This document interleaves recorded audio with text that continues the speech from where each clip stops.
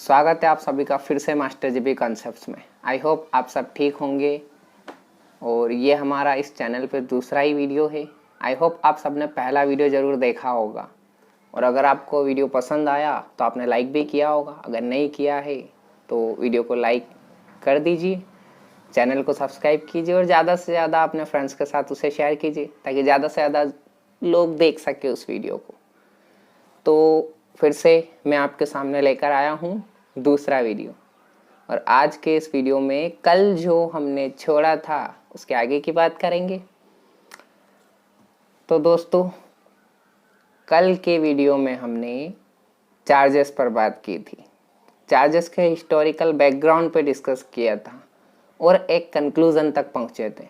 क्या कंक्लूज़न निकाला था हमने ये पाया कि जब ग्लास रोड को सिल्क क्लॉथ के साथ रब किया तो ग्लास रोड के ऊपर पॉजिटिव चार्ज आ गया और जब हमने प्लास्टिक, जिसे एबोनाइट कहे हैं हम, प्लास्टिक की रोड को रब किया हमने वूलन क्लॉथ के साथ तो उसके ऊपर नेगेटिव चार्ज आ गया। तो आज के इस वीडियो में हम ये जानेंगे कि why do charges produced on substances.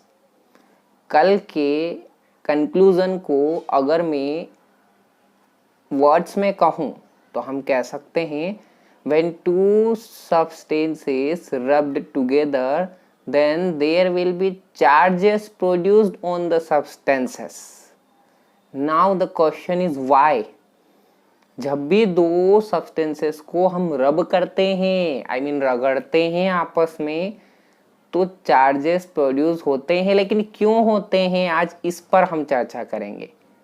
So friends, जब भी हम दो सब्सटेंसेस को आपस में रब करते हैं तो एक्चुअल में होता ये है कि किसी एक सब्सटेंसेस से इलेक्ट्रॉन निकलते हैं और वो इलेक्ट्रॉन दूसरे सब्सटेंस द्वारा गेन मतलब ले लिए जाते हैं और इसी वजह से उन दोनों सब्सटेंसेस पर चार्ज आ जाता है। जो सब्सटेंस इलेक्ट्रॉन को लॉस करता है उसके ऊपर आएगा पॉजिटिव चार्ज और जो सब्सटेंस इलेक्ट्रॉन को एक्सेप्ट करता है उसके ऊपर आएगा negative charge. So that is the concept.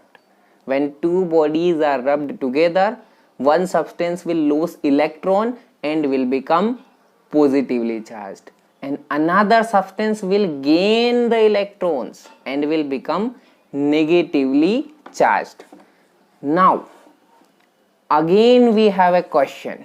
Again we have a interesting doubt कि जब हमने दो substances को रब किया तो हमें ये कैसे पता चलेगा कि कौन सा सब्सटेंस इलेक्ट्रॉन को लॉस करेगा और कौन सा सब्सटेंस इलेक्ट्रॉन को एक्सेप्ट करेगा।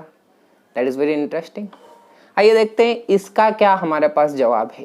तो ध्यान से देखिए, इसके पीछे कारण ये है कि जब हम दो सब्सटेंसेस को रब करते हैं तो उस सब्सटेंस का इलेक्ट्रॉन निकलेगा जिस सब्सटेंस का इलेक्ट्रॉन उस सब्सटेंस के एटम के न्यूक्लियस से ज्यादा दूर है। बात समझ आई? शायद नहीं। चलिए ये चित्र देखिए। जैसा कि इस चित्र में आप देख पा रहे हैं कि हर एक सब्सटेंस एक एटम से मिलकर बनता है और एटम का स्ट्रक्चर कुछ ऐसा होता है।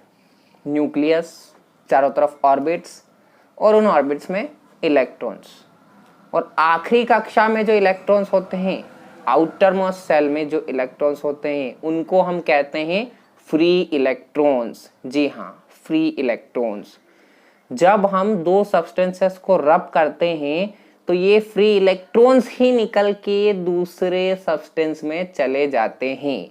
यानी कि एक लाइन में अगर हम कंसेप्ट को बताएं तो हम कह सकते हैं charges produced on any body is because of transfer of electrons, ना ट्रांसफर ऑफ फ्री इलेक्ट्रॉन्स। यानी कि फ्री इलेक्ट्रॉन्स के ट्रांसफर की वजह से चार्जेस आता है। तो पहले क्वेश्चन का जवाब तो हमें मिल गया है कि बॉडीज पर चार्जेस आता क्यों है। अब बढ़ते हैं दूसरे जवाब की तरफ कि हम ये कैसे जानेंगे कि कौन से सब्सटेंस के ऊपर पॉजिटिव चार्ज और कौन से सब्सटेंस के ऊपर नेगेटिव चार्ज आएगा। तो देखिए, अगर हम किसी भी सब्सटेंस के एटम की बात करें तो ऐसा सब्सटेंस जिसके एटम का आउटर मोस्ट इलेक्ट्रॉन न्यूक्लियस से ज़्यादा दूर होगा वो ज़्यादा फ्री होगा। देखिए एक फॉर्मूला जो आप यहाँ पर देख पा रहे हैं, F inversely proportional to R square, मतलब कि न्यूक्लियस से इलेक्ट्रॉन जितना दूर, न्यूक्लियस उस इलेक्ट्रॉन से अट्रैक्शन उतना ही कम, और न्यूक्लियस से इलेक्ट्रॉन जितना पास होगा, न्यूक्लियस का उस इलेक्ट्रॉन पर पकड़ यानी कि अट्रैक्शन फोर्स उतना ही मजबूत होगा।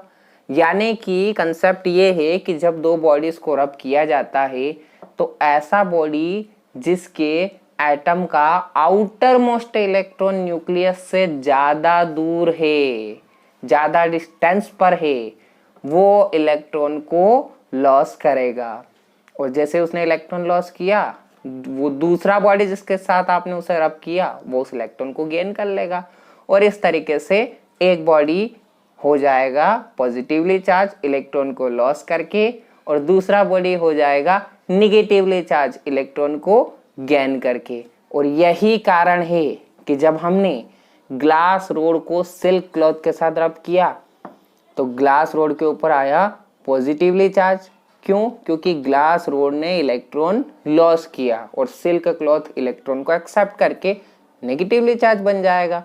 ठीक उसी प्रकार से जब हम प्लास्टिक की रोड को रब करते हैं वूलन क्लॉथ के साथ तो प्लास्टिक की रोड इलेक्ट्रॉन को एक्सेप्ट करता है और वूलन क्लॉथ इलेक्ट्रॉन को लॉस करता है। इसलिए प्लास्टिक या एबोनाइट का रोड हो जाएगा नेगेटिवली चार्ज और वूलन क्लॉथ हो जाएगा पॉजिटिवली चार्ज। और फिर इन द एंड कल हमने ये भी देखा था कि चार्जेस की दो फंडामेंटल प्रॉपर्टीज होती है। जी, बेंजामिन फ्रैंकलिन की प्रॉपर्टीज याद आ रही होगी आपको। जब भी दो चार्जेस एक जैसे हो तो वो एक दूसरे को क्या करते हैं, अगर आपने पहला वीडियो देखा होगा तो आप जानते हैं क्या करते हैं, रिपल करते हैं। और अगर दो चार्जेस एक जैसे नहीं हैं, अनलाइक डिसिमिलर, तो फिर उनके बीच का रिश्ता कैसा होगा? You know it very well, वे एक दूसरे को अट्रैक्ट करेंगे। और ये हमने कल 3 एक्सपेरिमेंट्स में देखा भी था। नहीं देखा है तो पहला वीडियो जरूर देख लीजिए। Glass glass repulsion, plastic plastic repulsion, but one glass one ebonite road attraction. तो यहाँ तक हम ये जान चुके हैं कि दो बॉडीज को रब करने पर चार्ज आता है। क्यों आता है? क्योंकि इलेक्ट्रॉन निकलता है। कौन सा इलेक्ट्रॉन निकलता है? फ्री इलेक्ट्रॉन निकलता है। और जिस बॉडी से इलेक्ट्रॉन निकलता है उसको हम कहते हैं पॉजिटिवली चार्ज, और जिस बॉडी में इलेक्ट्रॉन जाता है यानी कि जो बॉडी इलेक्ट्रॉन को एक्सेप्ट करता है उसे हम कहते हैं negatively charge body. So this is the concept, the first most important concept of this unit. अब हम चार्जेस के बारे में लगभग सारी चीज समझ चुके हैं। अब मैं आपको यहाँ पे इलेक्ट्रिक चार्ज को बेसिकली डिफाइन कर देता हूँ, आगे हमें ये काम आएगा। तो देखिए इलेक्ट्रिक चार्ज को हम अगर डिफाइन करें, डेफिनेशन में देखें तो इलेक्ट्रिक चार्ज एक ऐसा इंट्रिंसिक प्रॉपर्टी, इंट्रिंसिक अगर आप नहीं समझ रहे हैं तो हम कहेंगे फंडामेंटल प्रॉपर्टी है किसी सब्सटेंस का, जिसे उससे कभी अलग नहीं किया जा सकता। मतलब वो उसमें होता ही होता है। अगर आपकी भाषा में कहें तो the inherent property of the substance which cannot be separated from it is called charge। और अगर हम चार्ज को मेजर करना चाहें, कितना चार्ज किसी सब्सटेंस पर, तो जैसे हम मास को केजी में नापते हैं, जैसे हम फोर्स को न्यूटन में नापते हैं, ऐसे ही चार्ज को नापा जाता है कूलाम में। कहीं में नापा जाता है? कूलाम में। क्यों? एक साइंटिस्ट है चार्ल्स डी अगस्टिन कूलाम, आगे हम उनका एक लॉ भी पढ़ेंगे। उन्हीं के नाम पर हम चार्ज को कूलाम में नापते हैं। So one more information, electric charge is a scalar quantity. अब स्केलर या वेक्टर क्वांटिटी क्या होता है? You know it very well from your previous class 11th। आप सभी ने पढ़ा होगा स्केलर वेक्टर क्वांटिटीज को हम कैसे डिफरेंशिएट कर सकते हैं।